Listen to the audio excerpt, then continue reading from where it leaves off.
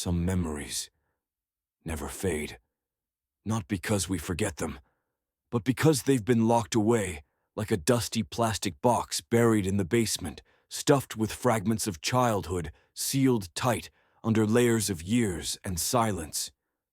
And then one night, we make the mistake of opening it. In the dark, when all else is quiet, something inside awakens. A breath on your neck, a gaze from behind a door, a babysitter with no face, and a man who throws the third trash bag into the pit, then turns and looks straight into the camera. Tonight, Midnight Murmurs invites you to walk into two true stories. Stories that shouldn't be real, but are. Be warned. After tonight, you may never see your home the same way again. Especially when you open the back door. I grew up in a small town in Texas, the kind of place where people left their doors unlocked, where neighbors knew each other's grandparents, and where every kid had at least 3 babysitters, all of them relatives. Our family lived clustered around a large city park. Ironically, it was also the site of a string of unsolved murders, the very same ones that inspired The Town That Dreaded Sundown. But what truly haunted me wasn't a town legend. It was something that lived inside my own home. I used to believe this memory was just a dream.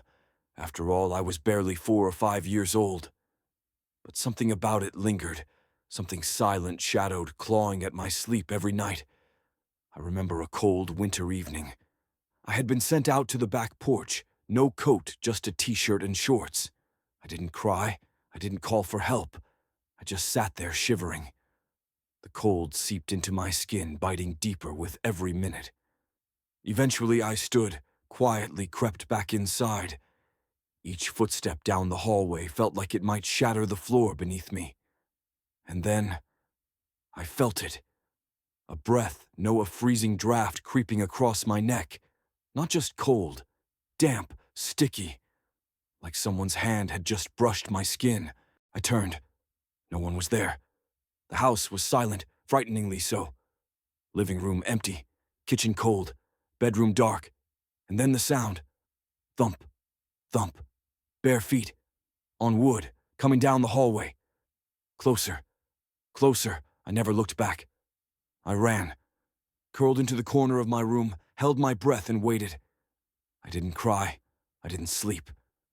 Years later, I mentioned the memory to my mom. She paused, then frowned. Honey, we never hired a babysitter. I laughed until my older brother, quiet all this time, spoke up. His voice cracked. I remember her, because I saw her, smiling, pulling you away by the hand. Since that night, I haven't slept deeply, because every time I close my eyes, I see a shadow standing at the foot of my bed. No face, no voice, just standing and waiting for me to wake up. I live alone in a small house on a hill, forest behind me, a sloping street in front. People say it's peaceful, but I call it unnaturally quiet, the kind of quiet where you hear everything, even what you shouldn't. I've been stalked before twice, once by a thief, once by someone who said they wanted to protect me forever. That's why I installed cameras in every corner, and that's why I keep an old dog by my side, more loyal than any person who's ever walked through my door. One July morning, I found something strange in my mailbox. No return address, no writing, just a red circle. Drawn by hand, uneven, like it was scrawled in the dark. After that, I became even more cautious. Then came Independence Day. While the town partied fireworks music BBQ, I stayed home watching every flicker on my security feed. The first truck passed by at 8:17 p.m. 3 minutes later, it returned and parked in the lot beside the Department of Roads. Zoom in a stocky man, short, round-bellied, wearing a cap. He opened the tailgate and pulled out 3 large black trash bags. 1, 2, but before tossing the third, he stopped, turned, and looked straight into my camera. Not a glance, a direct stare, as if he knew exactly which lens was watching. I didn't wait. I called the police immediately. They arrived. I pointed out the truck. One officer opened a bag and instantly recoiled, vomiting. Another covered his mouth, shaking. Over the radio, I heard a whisper. Human remains, dismembered, identity unknown. They wouldn't let me near the scene. But I still had the footage, and when I played it back, in the truck's side mirror I saw myself, standing at the second-story window, hand on the curtain, watching. He saw me. He knew. I haven't slept well since. The police still patrol the street, but I know the truth. If he comes back, no one can stop him. Because last night, I saw his truck again. It drove by slower this time, almost as if it had found the right house. A faceless babysitter, a man with 3 trash bags, and a gaze through a screen straight into yours. Never underestimate your own home, because sometimes what you fear most is already inside. Whispers barely audible, Giju, and if you hear a small click, maybe your back door just opened. There are memories that never return in full, not because we forget, but because they were never meant to see the light. In the silence of night, when everything goes still, they come back.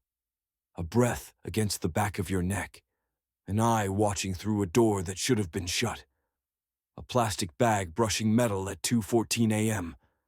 Sometimes it's not a face you remember, just the feeling of being watched through a window you never looked at. Tonight, Midnight Murmurs invites you into 2 stories, one from the shadow of childhood, the other from the glow of a phone screen. Both will leave you wondering, what's worse, being haunted by something you saw, or something you never really saw at all? It was fall 2016 and the peak of the so-called killer clown craze. You probably remember the news stories, people in clown suits showing up in parks, outside schools, even on highways. But this one never made it into a headline. I was 13, staying with my cousin for the weekend, in a rust-streaked trailer parked deep in rural Missouri. Out here, you don't expect visitors after dark, so when the porch light flicked on automatically like it always did with motion, we looked at each other, confused, then uneasy. My uncle grabbed his flashlight and muttered, "Stay behind me." But I didn't. I was barefoot, heart thudding, half from curiosity, half from the cold night air. We stepped out onto the wooden porch. It creaked under our weight. Beyond the gravel driveway, just past the slope of the front yard, was the ditch, the kind that runs alongside most country roads, half full of dead leaves and forgotten litter. That's where he was. A clown, standing ankle-deep in brown runoff water, not moving, just there. His suit was the kind you'd expect at a rundown circus, red and blue, faded like cheap dye after too many washes. His makeup was smeared, but heavy, thick white face paint, black triangles under his eyes, and his grin too wide, like someone had pulled the corners of his mouth back with wire. I remember blinking, just once. And in that blink he moved, not a full step, just shifted. An inch to the left, barely noticeable but enough to make my skin crawl. My cousin whispered, "Does he have something in his hand?" We couldn't tell. Maybe a balloon, maybe a knife. But the scariest part wasn't what he held, it was that he didn't move again. Not when we shouted. Not even when my uncle fired a warning shot into the trees behind him. He just stood there, unblinking, like we weren't watching him, like he was watching us. We ran back inside, slammed the door, turned off the lights, called the sheriff. When the cruiser pulled in 20 minutes later, the ditch was empty. No footprints, no tire marks, just the porch light still on, casting a long shadow over the gravel. But here's the part I still can't explain. I remember the light. I remember the shape of his shadow. But I don't remember his face. No matter how hard I try, it's blank. Like it was never meant for me to remember. Like the memory itself is still wearing a mask. The number looked familiar. Because it was mine.